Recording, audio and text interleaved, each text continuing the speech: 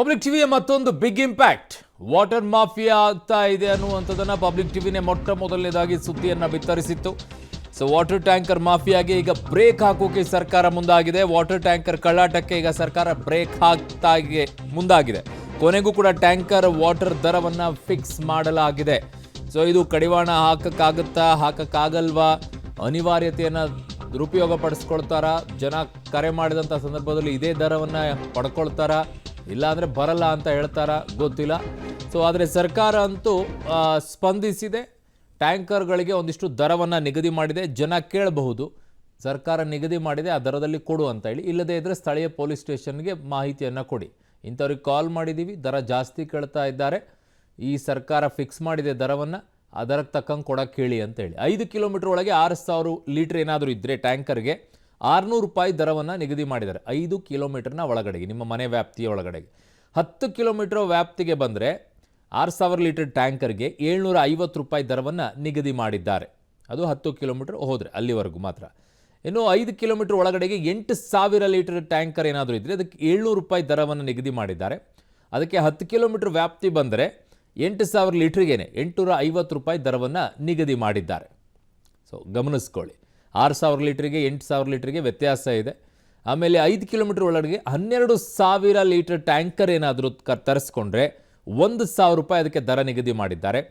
ಅದೇ ನಿಮ್ಮ ಮನೆಯಿಂದ 10 ಕಿಲೋಮೀಟರ್ ವ್ಯಾಪ್ತಿಯ ಒಳಗಡೆಗೆ ಏನಾದರೂ ಬಂದರೆ, ದೂರಿಂದ ತರಿಸ್ಕೊಂಡ್ರೆ 12,000 ಲೀಟರ್ ಟ್ಯಾಂಕರ್ಗೆ 1,200 ದರವನ್ನು ನಿಗದಿ ಮಾಡಿದ್ದಾರೆ. ಇದು ಸ್ಪಷ್ಟತೆ ಇದೆ. ತಿಂಗಳ ಬಾಡಿಗೆ ಒಪ್ಕೊಳ್ಳೋರಿಗೆ 510 ರೂಪಾಯಿ, 5 ಕಿಲೋಮೀಟರ್ಗೆ GST ದರವನ್ನು ಕೂಡ ಎಲ್ಲ ಹಾಕ್ಕೊಂಡಿದ್ದಾರೆ. 10 ಕಿಲೋಮೀಟರ್ ಹೋದರೆ 650 ದರ GST ಕೂಡ ಅನ್ವಯವಾಗುತ್ತೆ. ಇದು ತಾಂತ್ರಿಕ ವರದಿ ಅನ್ವಯ ದರವನ್ನು ಫಿಕ್ಸ್ ಮಾಡಿಕೊಂಡಿದ್ದಾರೆ. ನನ್ನ ಸಹೋದ್ಯೋಗಿ ಈಗ ಮೆಟ್ರೋ ಬ್ಯೂರೋ ಹೆಡ್ ಆಗಿರುವಂಥ ಪವಿತ್ರ ಈಗ ನನ್ನೊಂದಿಗೆ ಸಂಪರ್ಕಕ್ಕೆ ಸಿಗ್ತಾ ಇದ್ದಾರೆ. ಪವಿತ್ರ, ಯಾವ ರೀತಿಯಲ್ಲಿ ದರವನ್ನು ನಿಗದಿ ಮಾಡಿದ್ದಾರೆ? ಒಂದು ವೇಳೆ ಈ ದರಕ್ಕೆ ನಮ್ಮ ಹತ್ರ ನೀರಿಲ್ಲ, ನಮಗೆ ಬರೋಕ್ಕಾಗಲ್ಲ ಅನ್ನುವಂಥದ್ದನ್ನು ಹೇಳಕ್ಕೆ ಶುರು ಮಾಡಿದರೆ ಸಾರ್ವಜನಿಕರು ಏನು ಮಾಡ್ಬೋದು? ಯಾರಿಗೆ ದೂರನ್ನು ಕೊಡ್ಬೋದು? ಅದಕ್ಕೇನಾದರೂ ಸರ್ಕಾರ ಹೇಳಿದೆಯಾ, ಅಥವಾ ದರ ನಿಗದಿ ಮಾಡ್ಕೊಂಡ್ಬಿಟ್ಟು ಇಷ್ಟೇ ತಗೊಳ್ಬೇಕು ಅಂತ ಕಡಿವಾಣವನ್ನು ಹಾಕಿದೆಯಾ? ಅರುಣ್, ಈಗ ವಿಪತ್ತು ನಿರ್ವಹಣಾ ಕಾಯ್ದೆ ಅಡಿಯಲ್ಲಿ ಈ ದರವನ್ನು ನಿಗದಿ ಮಾಡಿದೆ. ಇದಕ್ಕೆ ತಾಂತ್ರಿಕ ಸಮಿತಿಯನ್ನು ಕೂಡ ರಚನೆಯನ್ನ ಮಾಡಿದೆ. ಸೊ ಹಾಗಾಗಿ ಇದು ಕಡ್ಡಾಯವಾಗಿ ರೂಲ್ಸ್ ಅನ್ನ ಪಾಲನೆ ಮಾಡಬೇಕು. ಆದ್ರೆ ಒಂದಿದೆ, ಸರ್ಕಾರ ವಶಪಡಿಸಿಕೊಂಡಿರುವಂತಹ ಟ್ಯಾಂಕರ್ಗಳಿಗೆ ಆರಂಭಿಕ ಹಂತದಲ್ಲಿ ಈ ದರವನ್ನು ನಿಗದಿ ಮಾಡಿರುವಂಥದ್ದು. ಇದರಲ್ಲಿ ನೀವು ನೋಡ್ತಾ ಇರ್ಬೋದು, ಈ ಒಂದು ಆದೇಶದಲ್ಲಿ 2 ಸ್ಲ್ಯಾಬ್ಗಳಲ್ಲಿ ದರ ಪಟ್ಟಿಯನ್ನ ನಿಗದಿ ಮಾಡಿದ್ದಾರೆ. ಅದರಲ್ಲಿ ಕಿಲೋಮೀಟರ್ಗೆ ಇಂತಿಷ್ಟು ದರ, ಜೊತೆಗೆ ಆಯಾಯ ಲೀಟರ್ಸ್ 6,000 ಲೀಟರಿಂದ ಶುರುವಾಗುತ್ತೆ. ಸಾಮಾನ್ಯವಾಗಿ ಜನಸಾಮಾನ್ಯರು 6,000 ಲೀಟರ್ನ ಟ್ಯಾಂಕರ್ಗಳನ್ನು ಬುಕ್ ಮಾಡ್ಕೊಂಡಿರ್ತಾರೆ. ಅವರು ಇದುವರೆಗೆ ಟ್ಯಾಂಕರ್ ಮಾಲೀಕರು ಮಾಡ್ತಾ ಇರುವಂಥದ್ದು 1,500ರಿಂದ 1,600, 700 ಈ ರೀತಿ ದರ ನಿಗದಿಯನ್ನ ಮಾಡಿದ್ರು. ಪಬ್ಲಿಕ್ ಟಿವಿ ಕೂಡ ಇದರ ಬಗ್ಗೆ ರಿಯಾಲಿಟಿ ಚೆಕ್ಗಳನ್ನು ಮಾಡಿತ್ತು. ಈಗ ಸರ್ಕಾರ ನಿಗದಿ ಮಾಡಿರುವಂಥದ್ದು 5 ಕಿಲೋಮೀಟರ್ ಒಳಗಿನ ದರಕ್ಕೆ ಕೇವಲ 600 ರೂಪಾಯಿ, ಜೊತೆಗೆ 5 ಕಿಲೋಮೀಟರ್ಗಿಂತ 10 ಕಿಲೋಮೀಟರ್ ಒಳಗಡೆ 6,000 ಲೀಟರ್ ಟ್ಯಾಂಕರ್ಗಳಿಗೆ 750 ರೂಪಾಯಿ ದರವನ್ನು ನಿಗದಿ ಮಾಡಿದೆ. ಇನ್ನು 8,000 ಲೀಟರ್ ಇದೆ 700 ರೂಪಾಯಿ, 5 ಕಿಲೋಮೀಟರ್ ಒಳಗಡೆ 10 ಕಿಲೋಮೀಟರ್ ಇದ್ರೆ 850 ರೂಪಾಯಿ ದರವನ್ನು ನಿಗದಿ ಮಾಡಿದೆ. ಈ ದರವನ್ನು ಕಡ್ಡಾಯವಾಗಿ ಟ್ಯಾಂಕರ್ ಮಾಲೀಕರು ಪಾಲನೆ ಮಾಡಲೇಬೇಕು.